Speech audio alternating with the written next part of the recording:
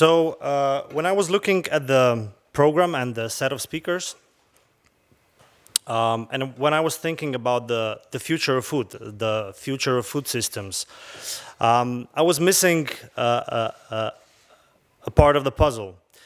We had no voice from the scientific community, which has got more voice in the last 2 years in all the other areas apart from maybe food. So the first speaker is Beti Vidmar. She's a young girl, scientist, microbiologist, and I'm gonna stop with that. When I met her, I fell in love. So Beti, the stage is yours.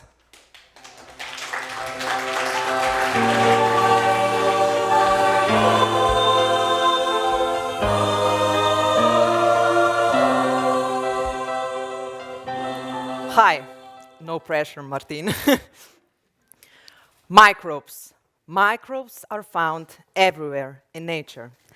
They play important roles in every facet of our lives, often without us even noticing.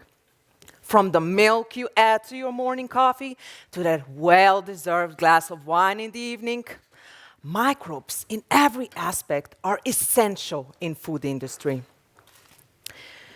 Even a nice cup of coffee or a bar of your favorite chocolate wouldn't taste as nice if it weren't for microbes, since harvested beans are fermented to remove bitterness and break down pectin, allowing cocoa beans to be converted into that smooth chocolate we all know and love.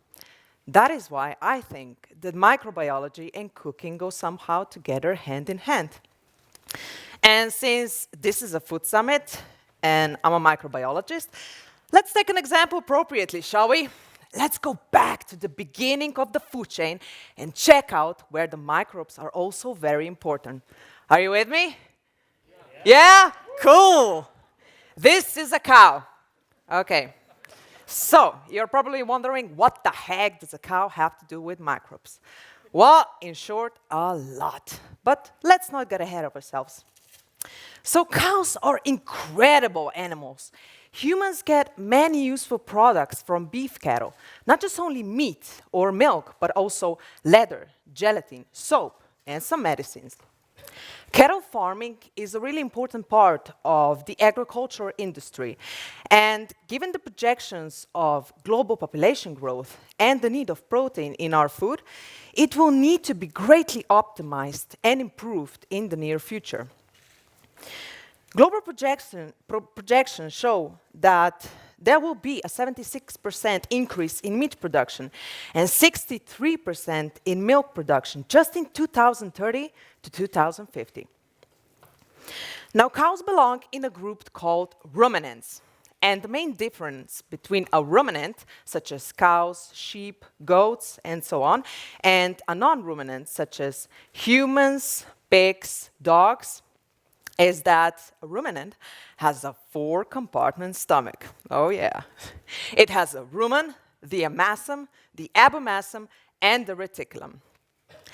An interesting fact is that cows barely chew their food before it enters the first and the largest part of the stomach, the rumen. The rumen is massive. It holds up to 190 liters of partially digested food. To put this into perspective, this is enough liquid to fill your bathtub, okay? And an average cow can consume up to 40 kilos of food just in one day. Insane, right? Okay, back to the rumen. So, imagine it as a big fermentation barrel. It helps cows to break down such tough materials found in plants. When the rumen is full, the cow lies down, and the undigested food, the reticulum pushes the undigested food back to the esophagus, into the mouth for rechewing. Cows spend up to 40% of their time just chewing cud.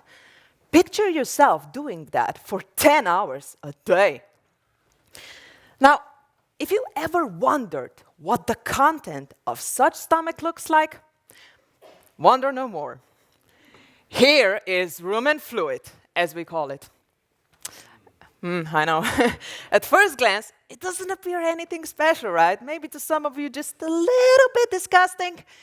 Yeah, but on a microscopic level, great things are happening. Check this out.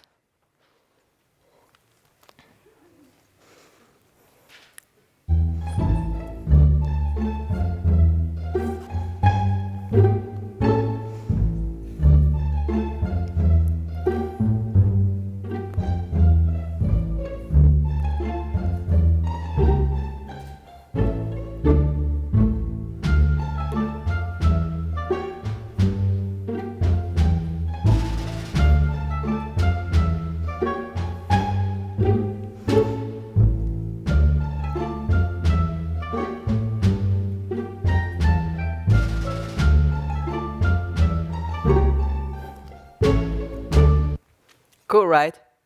So rumen is home to millions of tiny organisms called microbes. To be more specific, just 1 milliliter of such rumen fluid can contain up to 10 million protozoa, 100 billion bacteria, and 10,000 fungi. All of these microbes combined are called the cow's microbiome, which consists of 4 different groups of microbes: bacteria, protozoa, archaea, and fungi. Now, bacteria carry out most of the digestion of sugars, starch, fibers, and protein for the cow. Protozoa can digest and swallow bacteria, but they also help with digestion of starch granules and fibers. And fungi open up those tough materials in plants and make them easily degradable. Now, at first, it may seem as though these roles are hard to understand, but in basic, it's pretty simple. Now, you have to know that cows don't have their own enzymes to allow them to digest all the food they eat. So the microbes have to work together to digest this food into protein and energy for the cow. At this stage, we can ask ourselves, is it presumptuous to say that the cow is feeding the microbes, or is it actually the other way around? The fact is that cows can eat plants as their main food source because of microbes that turn forage into usable energy that is later on used for growth, maintenance, lactation, and reproduction, which makes microbes a really big deal for the cow. But the microbes cannot thrive on their own. That is why it is really important what we feed the cow with, so the microbes stay or become efficient. This relationship between the cow and those tiny hitchhikers, the microbes, is rather complicated, but it seems that both of them collaborate and both of them obtain positive results from this teamwork. Now, an important element is understanding and optimizing the functioning of such cows' microbiome. The idea at the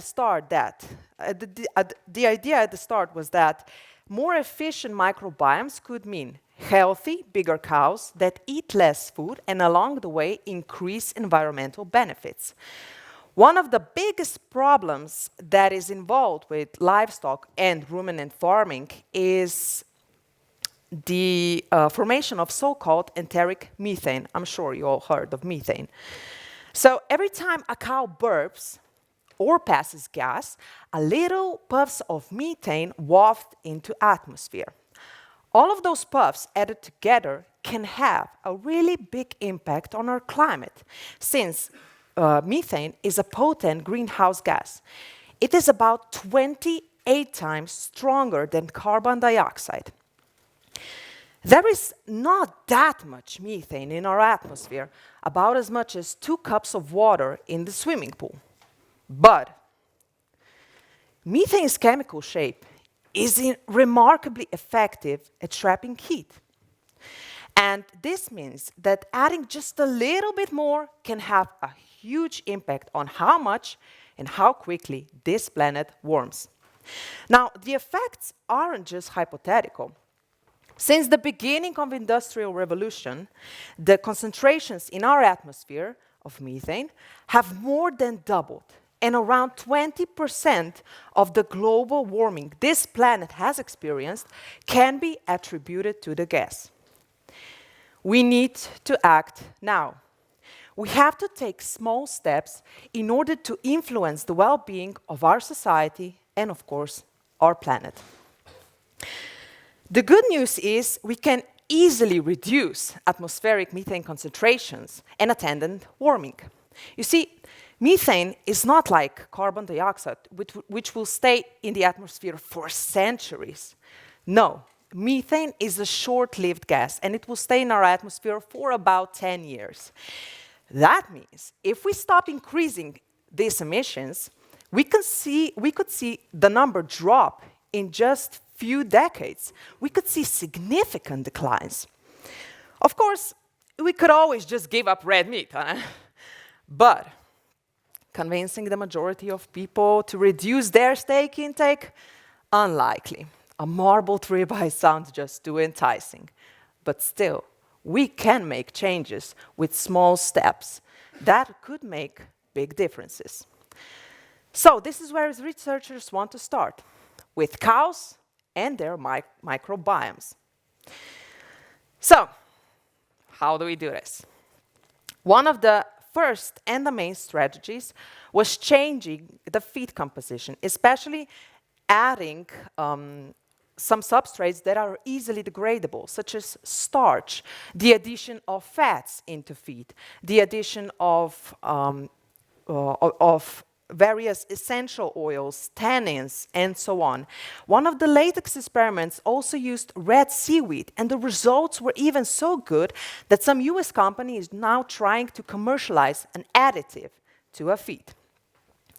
It may seem as though this feed composition is one of the best strategies we have, but we have to be careful here, since it may sound very good, but it could get complicated. There are particular concerns with some additives that could always end up in cow's milk or urine. They could compromise cattle health and increase production costs. Even with seaweed, we need to take precaution because some of them are also very poisonous.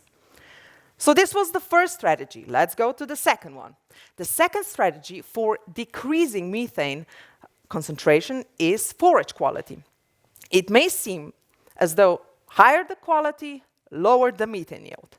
But, there's always a but, right? In practice, it's really hard to choose the proper one. Why is that? For example, if we have two animals in front of us, and one responds a lot and is generally low in methane, what is the reason behind it?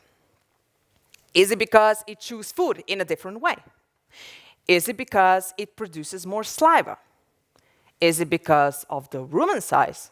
Or is it because the microbes in the rumen differ? Scientists have discovered that even the animals fed with the same feed show differences in methane production. They discovered that animals with lower methane production have smaller rumens, shorter feed retention times, and they suggested that proper selection of those animals could influence on the lower methane concentrations or burping and so on in the next generation.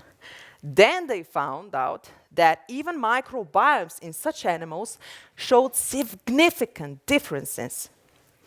And nowadays, they are trying to determine whether there are some microbes that could make some kind of nutrients that make cow eat less but gain more weight.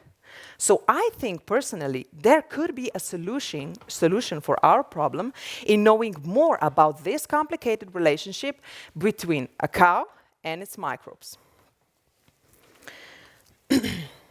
This type of knowledge could help to improve our livestock farming. How is this important for chefs and the culinary world? Well, cows fed with quality feed and more efficient microbiomes, could mean that they produce more quality meat, more quality milk, are healthier, are happier, and of course produce less methane.